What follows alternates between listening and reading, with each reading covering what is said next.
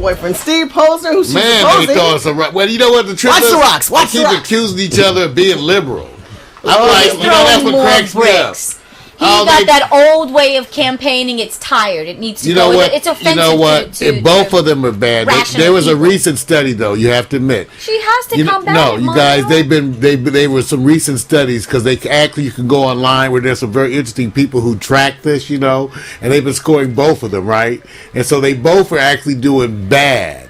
But then they were tracking accuracy, and they say of late that Meg Whitman's accuracy is starting to get less accurate than his. They both have high inaccuracy rates. In other words, both of their ads are considered to be inaccurate. So they're both lying about each other, basically. I'm going to say you're wrong. And calling each other liberal. Republican thing. That's among them. Because we don't go by polls. The fact is that Meg is thorough. She's a sharpshooter. She provided a plan. Of course, you guys know about the California plan. She didn't vote for 28 years? How many times? Maybe there wasn't anything to vote for. How many times you vote? Sometimes I skip it just to prove it don't work. Anyway, Meg Whitman for governor. Go to her website. Go to megwhitman.com. You can follow her on Facebook and Twitter. You can follow me, and I'll give you more information. The bottom line is the interesting part for me is that they both combined have spent almost up to $100 million just in the primaries. These are not poor people running for office, ladies and gentlemen. In California, you better have some money. All of it. That's my point. You always said that. So you have no chance. The government's run by millionaires who get together with other millionaires, politics. And they throw you on some crumbs. I last week tell you that you need to go online, find out who's the one giving the money, and then what you need to do is take their money. If you don't have it out of your pocket like President Obama did, get it from other people. Meg Whitman and Steve Poizner have spent over $100 million. Meg will be changed. Almost about $100 million. Probably will be $100 million. Make sure you go and check that out. Let's go right into the main topic. Woo! Marijuana. And I have a good video for you too, baby. You can set that up. Mary Jane, today we're going to talk about marijuana and the legalization of it. And the interesting part about Mary Jane is that we have a specialist, Edgar Rivas. That's right, Edgar Rivas is an ex-gang member who is a Republican, and he has been on our show before, and now he has joined our family, and he's our outside reporter. Look forward to some of Edgar's shows. In the barrios. No, barrios. Barrios. I'll help you. Look, I can say it better than you can. Ringo ass Negroes. I'm just telling you. What you say? Oh, I just wanted to curse and I held my mouth. Thank you, Jesus. But we do have a good video too, Edgar, to set this up, Edgar. Just so you know, because this is on the topic of legalization. Bear. I guess. It's an elephant. Here it is. I'm a journalist. I'm a student.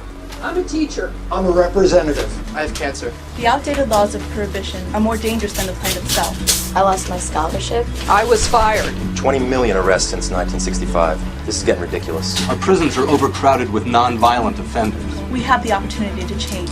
This is costing our country billions of dollars. Making my family and I fight in a courtroom is difficult enough when I'm already fighting through chemotherapy. There's no reason to be scared by tradition anymore. We can stop this. We can stop this. We are the American people. We can stop this. And you have our support. We're old, Young, Straight. Gay.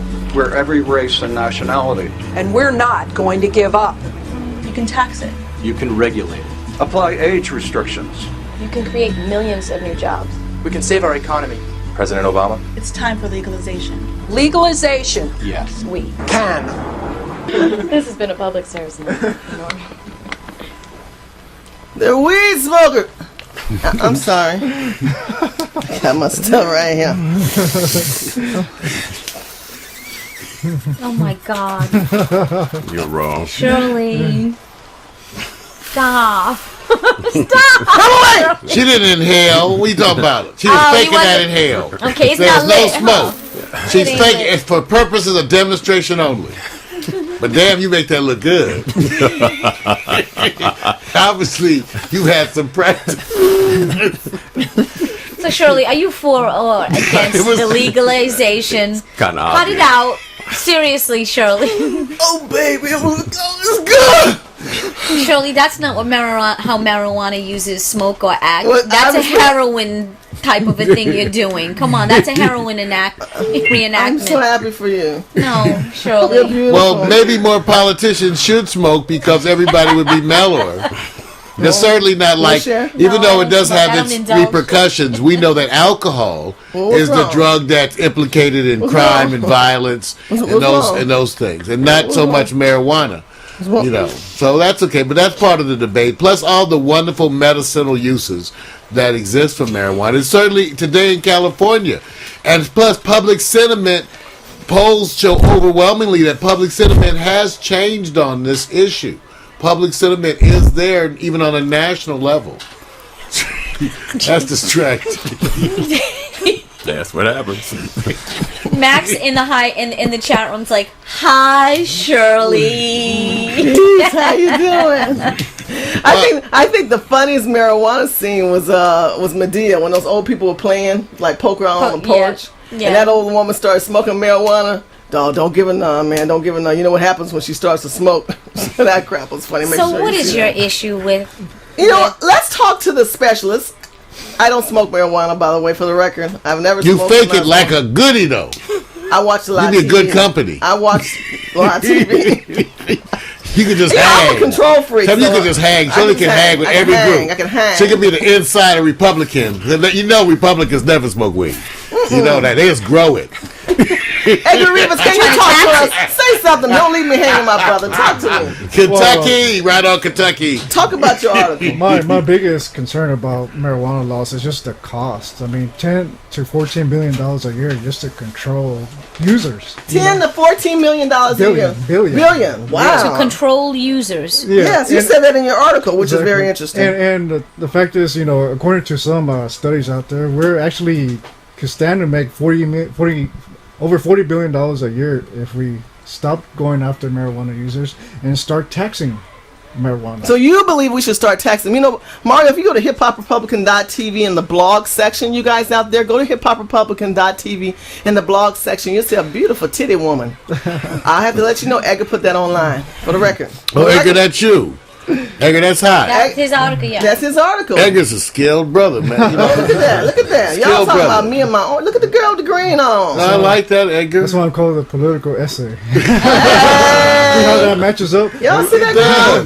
That's our hot pick for the day. We got some hot. That's but hot. what is your, because I hadn't gotten a chance to get to some of the new posts and stuff, so basically we're kind of curious. Are you for or against it, or are you supporting I'm the against efforts? marijuana laws. I mean, it's just the laws. It's just a big fraud. It was created to control people in this country. In 1914, El Paso, the town of El Paso, Texas, passed this law to control the Mexican population. It was there because a lot of whites didn't like the Mexicans that were there.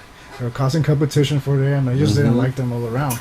So, you know, and this, you know, it just began a small snowball effect and the amount of money that Americans have had to pay to control people. And the what's really behind marijuana is just the control of people.